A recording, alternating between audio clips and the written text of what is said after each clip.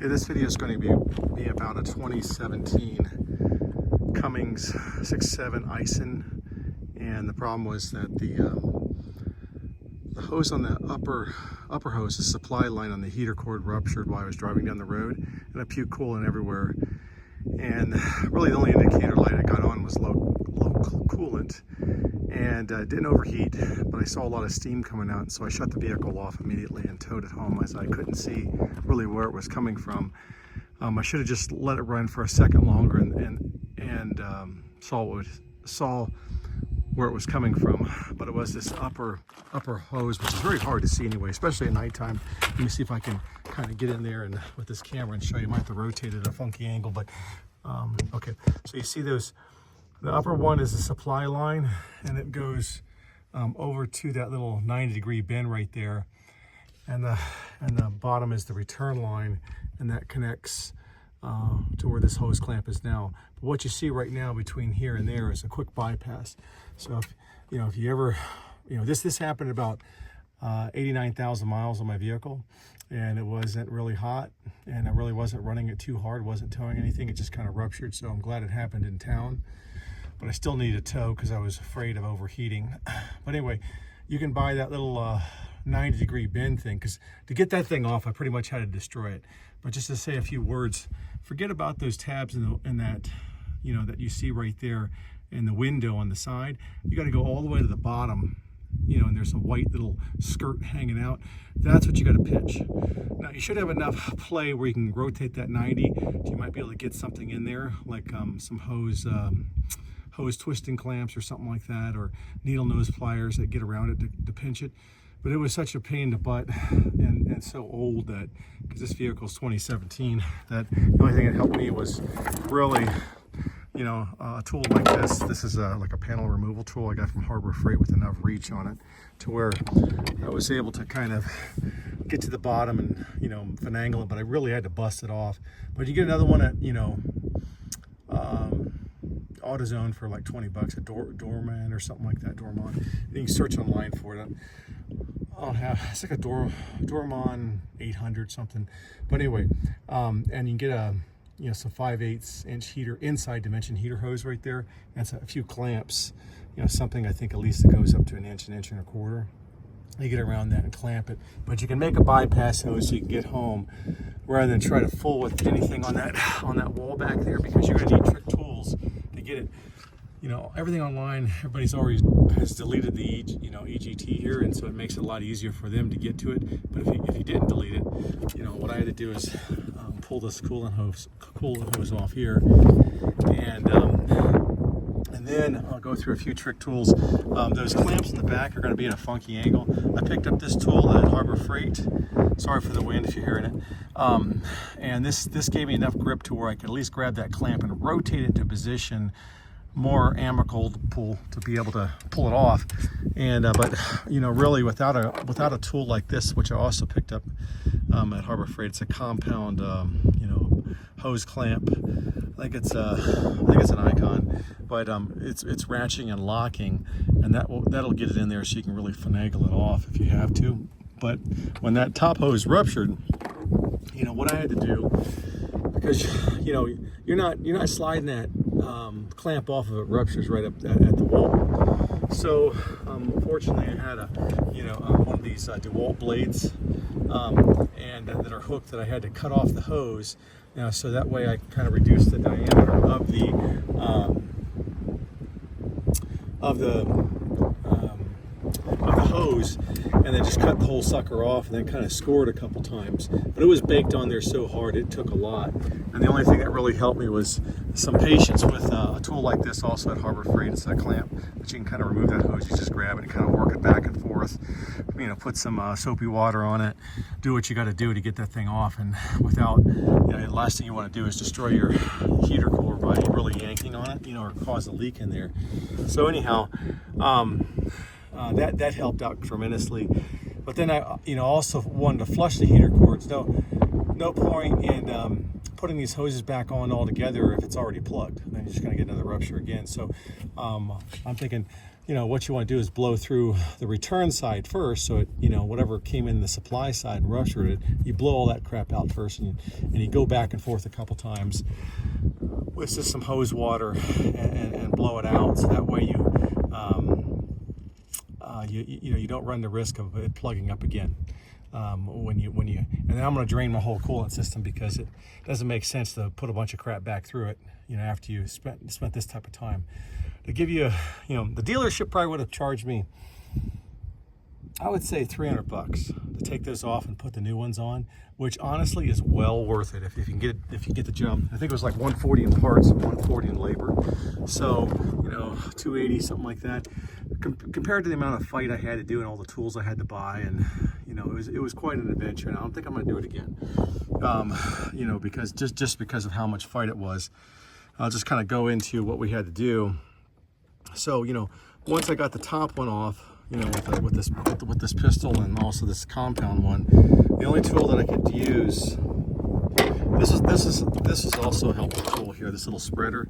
I think the black side goes to the hose and the metal side goes to the metal, where you can, it really helped with that banjo connection, take that sucker off without having to damage or anything. But there's this like brake cable tool that you get. It's pretty good because it's ratcheting, and those teeth will, can catch that hose clamp at a funky angle. So I had to, for that bottom one, I had to kind of get in there, and if you can kind of, at kind of an angle like this, and have this thing wide open and kind of rock it back and then squeeze it enough. And it barely had enough at the maximum angle to pull that, what do you call it, close strength, the close position to get that thing off. And like I say, I think there is one with an adjustable, it's like $30 on Amazon. It's a blue one that has an adjustable cable here, so you might be able to get a little bit more clamping out of it. So you can really, pull that thing off, because, after time, that clamps down that hose embedded. It's really hard to get off. So it took some finagling and some finesse to where you don't really want to, hurt anything and damage it. You don't want to be, a Genghis Khan on this thing and yanking and have this thing catch those wires and just, then you got more problems, So anyway, I got those both off.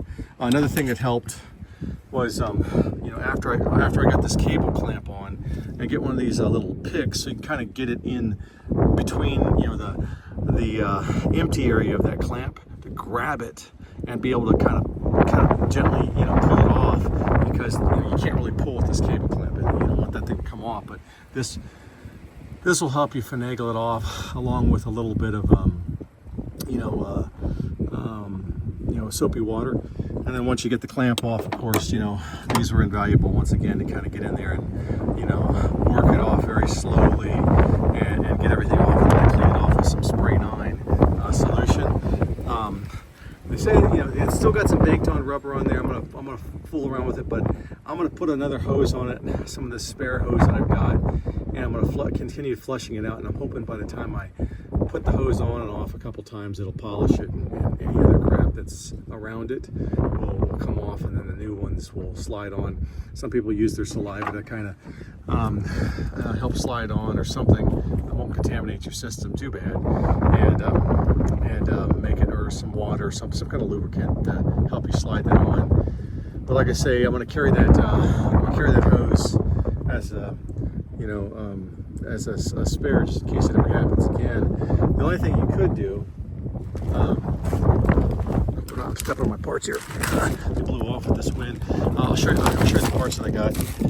So there's an upper and a lower. The shorter one is the upper. It's the supply side, and I think that's the number right there. So I'll read it to you: 52014739AG. And this one is the lower, the return hose, 68297774AA. And I think what, if you have a chance, blow through the water through here first, the return side, to blow it out, so everything that got caked in there will blow it out, and then keep reversing it, or have a recirculation bucket in order to keep it keep the mix going, especially if you use some sort of Blue Devil or whatever you want to try to clean that out. But I heard a tip on Chris Fix. He said that, you know, in the summertime, what happens is people leave, you know, don't run their heater, and all this stuff cakes up in there and it evaporates and then just becomes this crystallized mess. And then you go switch your heater on for some reason, it just blows it out. So he recommended, like, you know, every summer run it for 5 minutes, your heater, so that way you're always cleaning that thing out and not having too much gunk get on there. But like I say, if your hose haven't blown, I would take them off up here, because it's going to be a lot easier to do that up here, and then clean it out, flush your system out. You know, like I say, the return side first, and then reverse it, so that way you don't have a problem on the road with it rupturing like I did, and that resulted in a tow, you know, $180 to go 10 miles, you know, by the time they charge you port to port and all their nonsense. So like I say, and the only other thing that would have made this job easier, you know, I have a little ladder here that helps, but I might want to get one of those toppers, those you know, I forgot who makes it. It's like a little pad that kind of comes up. It's got a ladder and it's got a pad here, so you can kind of lay down and then get in there and work on it without. And the one that's like almost $400, it's got one leg, so you can kind of rotate it around, you know, and not worry about hitting your tires and get to any side of it. But if you want to work in comfort, that might be the way to do, because climbing up here, I mean, if they would have you know, extend this out and put like a expanded metal on it, so I could had a little foothold, that'd be great, or a step bumper like some of the old fire trucks had. That'd been easy. But you know, leaning over this, not easy. Or really, if the Dodge engineers would have just thought things through, and rather than have that right up against the firewall, just extend those, you know, just extend that little heater core thing to come all the way out to about right here, where you can actually get to it. You know, somewhere sandwiched right here, and the hoses will be a lot shorter, you know, and be a lot easier to get to, and you know, but anyhow, but that it is possible. You can do it. You know, all the videos I watched, everybody had deleted everything, so it made it a lot easier for them, and you know, they only did one, but that's my best tips on how to do this job, and good luck to you.